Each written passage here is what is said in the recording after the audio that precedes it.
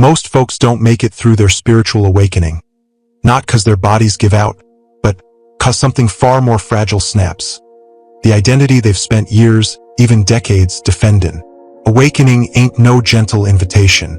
It don't greet ya with soft light or peaceful knowing. Nah, it hits like a storm, tearing apart the scaffolding of the self you built to survive. All of a sudden, the roles you played, the beliefs you clung to, and the stories you told yourself to feel safe start to crumble. You find yourself standing in the wreckage of everything you thought was true, and your mind panics, your heart resists, your ego clings tight. For many, the pain of this unraveling feels unbearable. This is the moment where most turn tail and run. They numb the feeling, they distract themselves, they go back to the illusion. Not 'cause it's fulfilling, but 'cause it's familiar. The world praises awakening as some blissful moment, a grand arrival, but what it rarely shows is the part where everything disorients before it lines up. The silence that screams louder than any noise, the emotional disorientation that feels like losing the ground right out from under your feet, the slow disintegration of the masks you wore for so long you plumb forgot the face beneath them. Yet, this ain't the end. It's the sacred beginning. For them who stick with the pain and don't abandon themselves when the mirror shows something hard to look at. A deeper truth rises to the surface. A quieter self starts to emerge. Not some perfect self, not the one shaped by approval or expectation, but the real one, the one untouched by performance, the one buried beneath roles, rules, and repetition. Jung called this descent into the unconscious a necessary stage of individuation. The breaking apart that has to happen before wholeness is remembered. This is the truth most folks never talk about. Awakening ain't about becoming someone new. It's about meeting what you've always been beneath all the noise. The price of meeting that truth is often everything that once gave you a false sense of security. But for them who choose to keep on keeping on, something astonishing happens. The self that emerges ain't just awake. It's rooted, real, unshakable. You were taught that awakening would feel like light, like clarity fallen from the heavens. But that's only part of the story. The other part lives in the shadows, in the quiet undoing of everything you once called real. Awakening don't come gently. Kicks off when the veil thins, and you start to see right through the stories that held your life together. You look around, and the world stays put, but something inside you starts to crumble. Not your body, not your mind, but the invisible architecture of meaning that once gave your life its shape. The roles you played, the beliefs you swore by, even the sacred icons you clung to, start to feel strangely empty, like their purpose expired without so much as a goodbye. This unraveling ain't a mistake. It's the very moment Jung pointed to when he said, "There is no coming to consciousness without pain." 'Cause to awaken ain't to be comforted. It's to be confronted with illusions, with half-truths, with the realization that what once felt like purpose may have just been protection. A necessary construction to shield you from the depth of truth your soul wasn't ready to hold yet. These weren't lies in the malicious sense. They were scaffolds, temporary measures built to help you survive, to belong, to make sense of a world too vast to comprehend when you were still green. But something shifts. The old frameworks just can't contain you no more.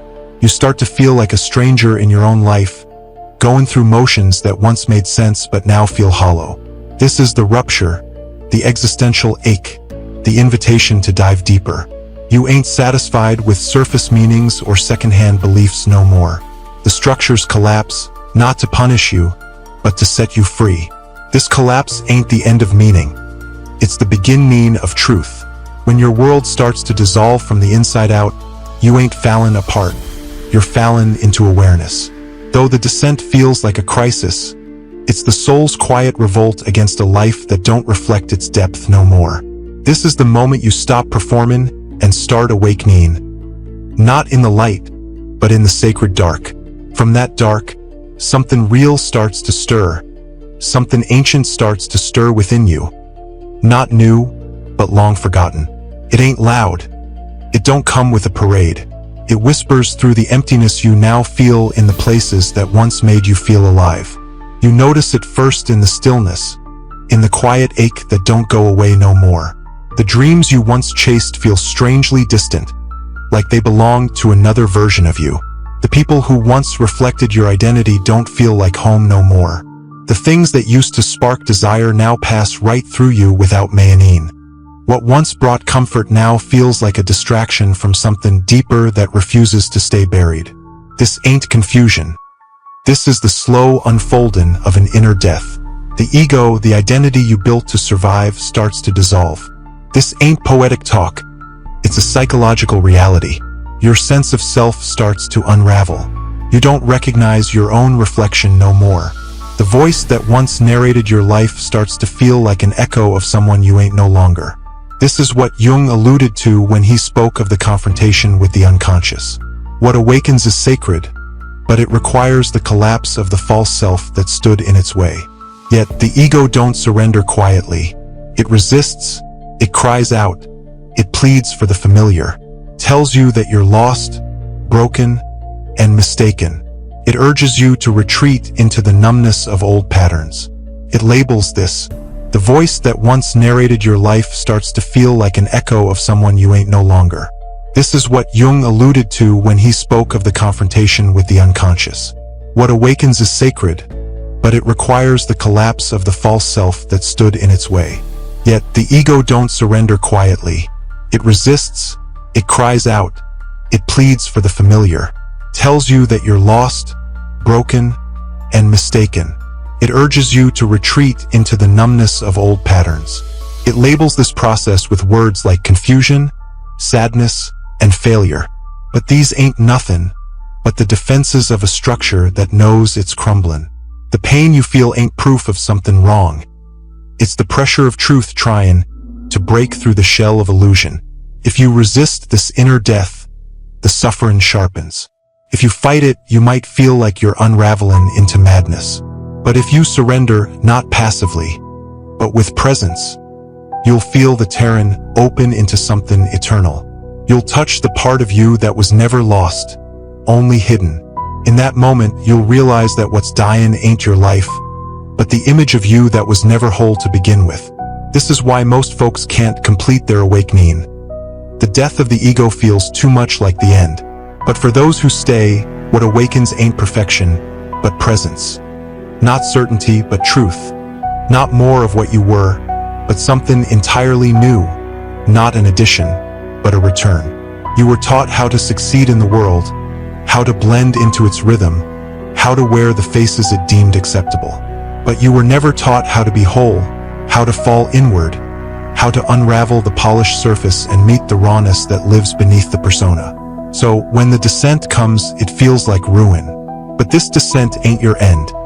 It's an initiation, a spiral not downward into despair, but inward into the sacred cavern of your becoming. Awakening ain't an ascent to something higher, but a return to something deeper. It asks not for performance, but for presence. Not for more masks, but for the courage to shed them one by one. You'll be asked to let go of what was never real. Titles, roles, personas, attachments. They fall away like dead skin. You'll lose things, you'll lose people, you'll lose all the identities you thought would define you forever. This loss won't come gently. If you try to carry the old self into the new consciousness, it'll decay in your hands. 'Cause awakening don't upgrade your life. It dismantles it. It burns the scaffolding of illusion and waits patiently among the ashes to see if you're brave enough to rebuild not from memory, but from truth. Most don't stay. They retreat to the comfort of what they know. The known pain feels safer than the unknown freedom. They choose validation over authenticity, applause over inner peace, 'cause fasten the wilderness within is terrifying. It speaks a language that can't be translated by logic. It asks you to feel without numbing, to see without flinching. In that mirror, what appears ain't your light, but your shadow. It's the part of you that was cast out long ago, the one that wept for love and received silence, the one that learned to control, to manipulate, to withdraw just to survive. That part returns now, not to harm, but to be held. True awakening requires you to welcome it, not with fear, but with compassion. Not to fix, but to listen. Make no mistake, the shadow don't arrive sweetly. It arrives through your triggers, your defensiveness, and your sabotage. It arrives in jealousy, in comparison, in fear of abandonment. It arrives when you almost touch what you want, then push it away. Until you face it, you'll remain trapped in a loop. But the moment you turn toward it with openness, the moment you invite it to the table, something ancient begins to heal. The part of you that was never loved finally receives the presence it always needed. In that sacred meeting, you begin to remember who you were before the world taught you to forget. This is the part that few truly understand. Spiritual awakening don't deliver you into peace. It initiates you into presence. It ain't the end of suffering, but the moment you're asked to sit face to face with it, to no longer run, deny, or disguise it. Awakening ain't a gentle light that soothes you. It's a fire that strips you bare. It asks for your grief without filters, your rage without shame, your silence without escape. It asks you to enter the unknown with no guarantee of who you'll become. It's the death of the familiar self while your lungs still fill with breath. It's the collapse of everything false, and even in the ruins, you're asked to say yes, not 'cause you're strong, but 'cause you're ready to surrender. This is the sacred threshold the ego fears most. For the ego survives by illusion, by controlling the narrative, maintaining appearances, and suppressing discomfort. It was designed to protect you, not to awaken you. But the soul ain't here to protect what is temporary. It's here to reveal what is eternal. That revelation begins only through the unraveling. You gotta take off the armor you thought kept you safe. You gotta dismantle the stories that kept you small. You gotta allow the identity you clung to fall into dust. Then, in the stillness that follows, something ancient begins to stir. It don't come with certainty. It don't make demands. It waits. It waits until your mind quiets, until the performance ceases, until the masks are too heavy to wear. Then it speaks not in language, but in longing, a silent ache for something real. Not more success or attention, but more wholeness, more truth, more aliveness. This ache ain't an error. It ain't failure. It's the sacred signal, the soul's whisper that you're ready to leave behind the lie. But most ignore it. They bury it beneath to-do lists. They silence it with accomplishment. They drown it in distractions dressed as comfort. 'Cause answering it means letting go of the world you built to survive, and nobody tells you just how lonely that shed-in feels. The first chapter of waking up ain't all sunshine. It's exile stepping away from them familiar roles, that acceptable persona, the cultural script you didn't even know you were reading from. In that exile, your old self will call you back. It'll tempt you with ease, with certainty, with a numb feeling. But something deep inside you'll refuse. 'Cause once you've glimpsed your own soul, you can't go back to just scheming the surface of life. So you find yourself in the in-between, not who you were, not yet who you're becoming. This liminal space is terrifying, but it's holy ground. It's the cocoon, the void, that sacred pause where your soul does its deepest work. In that stillness, your shadow appears, no longer hiding, no longer willing to be kept down. It rises through your triggers, your emotional patterns, that quiet ache. Not to torment you, but to ask if you're finally ready to meet yourself, completely. Of course, you want to run. Every part of you that was trained to seek relief and avoid discomfort starts to tremble. You were taught from a young age to flee from pain, to fix it quick, to decorate it with positivity or hide it behind spiritual slogans. You were taught that suffering has to be silenced, not studied. But waking up ain't running away from pain. It's a reckoning. It's the slow turning of your gaze toward the wound. Not with judgment, but with presence. It asks you not to skip over what aches, but to go down into it. Not to patch it up, but to listen to it. To sit in its presence as if it were a sacred teacher holding a truth that comfort could never offer. Then, something remarkable happens. You start to understand that pain was never your enemy. It was your unspoken guide. It was the crack in the armor, the tender fault line through which your buried essence could finally breathe. You start to feel the grief, the rage, the sorrow, not as flaws, but as forgotten messengers. Each one holds a sliver of your wholeness. Each one returns a memory of what was lost. The longer you stay, the more they soften. You find yourself no longer flinching, but listening. In that listening, compassion arises, not the kind you were taught to extend to others, but the kind you held back from yourself. You feel it for the child in you who never felt safe enough to cry, for the adolescent who masked their truth behind sarcasm and silence, for the adult who measured their worth through endless doing, who confused being useful with being lovable. Through them tears, something sacred starts to shift. The illusion of perfection fades. The hunger for performance dissolves. You no longer seek healing as a way to be fixed. You start to seek truth, raw and unapologetic. This is the essence of waking up. Not becoming flawless, but becoming honest. Honest about the scars, the beauty, the chaos, the contradiction. You are human and divine, fragile and infinite.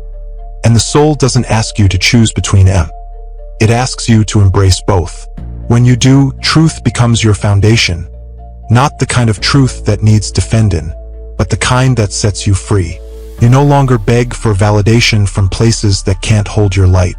You no longer betray your essence for the comfort of fitting in. You start to realize that the safety you longed for wasn't out there. It was always your own presence, your own devotion to stay with yourself when the pain returns. When you stop running, really stop, everything changes, not because the pain disappears, but because you're finally home within it.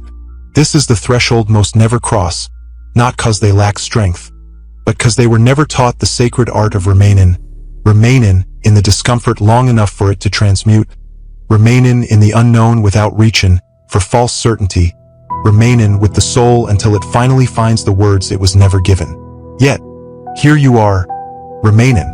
Because you don't flee, something starts to take root within you. Not perfection, not performance, but something real, something ancient. You start to feel yourself a lignin, not with borrowed identities, but with a pulse that's always been yours. You become less interested in looking alive and more devoted to being alive. Rooted, aware, and quietly unshakable. This is where the real transformation begins.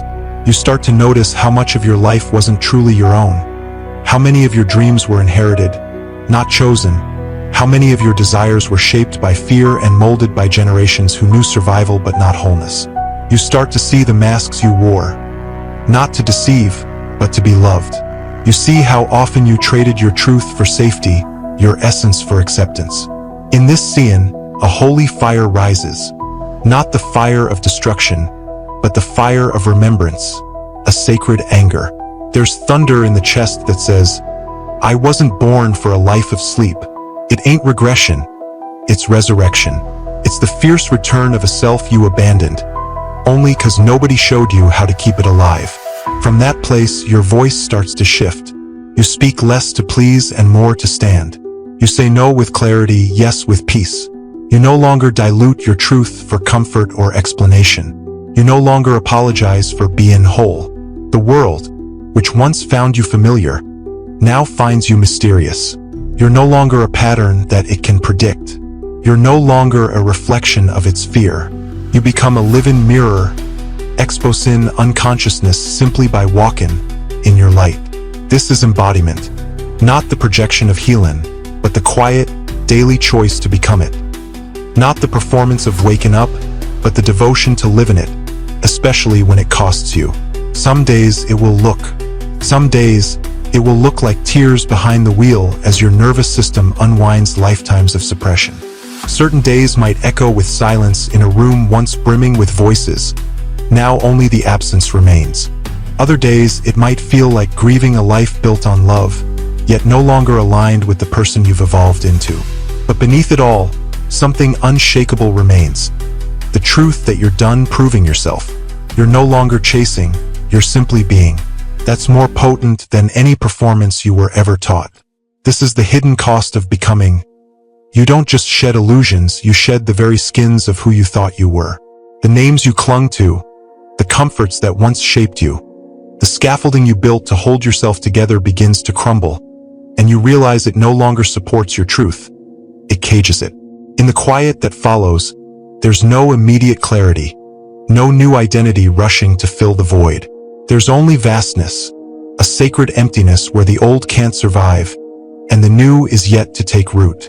You awaken each day not knowing who you are, as if reborn and ancient all at once. You try to speak, and words feel brittle. You try to plan, and the future remains silent, as if whispering that this isn't the time for building. It's time to listen. So you listen beneath the noise, beneath the fears, beneath the stories you once called your life. You hear the soft murmur that says, let go. Let go of the timeline, let go of the design, let go of the need to name where this is going. Let it dismantle you. Let it shape you in ways no blueprint could. Let it reveal what is left when nothing remains to defend. What remains isn't who you tried to become. It's who you were before you began to pretend. The breath, the stillness, the heartbeat of presence. You meet yourself, not the persona, not the performance, but the original self that existed before the world taught you to shrink. That self doesn't chase purpose. It radiates it, not in achievement, but in motion, in how you walk, in how you speak, how you stay tender when life tries to make you callous. Meaning is no longer something to grasp. It becomes something you embody in each moment you choose not to abandon yourself, even when the world misunderstands you. This is the deeper current of awakening, the path no one teaches because it can't be taught. It's not a theory. It's a rhythm, a return, a sacred remembering of who you were before the story began. When you no longer visit this place but live from it, the world doesn't explode into brilliance. It quiets, but that quiet is filled with truth. You no longer explain yourself to those who've never heard you. You no longer give away your knowing to those who sell certainty. You stop betraying your own soul for comfort. In that stillness, something profound awakens. You stop chasing love because you finally understand you are it. You are what you've been seeking all along. Not in the reflections others offer you, not in a distant future where you finally become enough, but here, in this present moment, in the quiet core of your being. The awakening was never about achieving some enlightened version of yourself. It was about remembering the truth you buried beneath survival, performance, and fear. You no longer need to chase it because you're beginning to embody it. The search ends, not with a dramatic revelation, but with a soft return to what has always been within you. You stop running, not because the path is suddenly clear, but because you've learned to stand in the unknown and call it home. You no longer plead for validation or clarity. You no longer exhaust yourself trying to be understood. You trust now that what is meant for you will remain, not because you hold it tightly, but because your truth magnetizes what is aligned. You stop forcing, stop striving, stop shaping yourself to fit places that were never built to hold your depth. You no longer confuse stillness with stagnation. You begin to feel the strength that comes not from controlling life, but from being rooted in your essence, regardless of what life brings. It's a quiet, sacred power. It doesn't perform. It simply is. There's a grace that follows those who stayed through the inner collapse. Not the loud kind, the kind that walks gently but transforms everything it touches. You carry that now, not to preach, but to reflect. Not to lead, but to mirror. You become the silent invitation for others to meet themselves. Though some may flee your presence, unable to bear their own reflection, others will awaken. Not because you demanded it, but because your stillness reminded them of their own. You no longer ask, "Who am I meant to be?" You live the answer. You rest without guilt. You speak without shrinking. You walk without explanation. You're no longer a question. You're remembering a living flame that didn't burn you away, but burned you open. This is the quiet revolution. Not to save the world, but to no longer betray yourself. Now, you don't seek the awakening. You are the awakening. If this message stirred something inside you, don't stop here.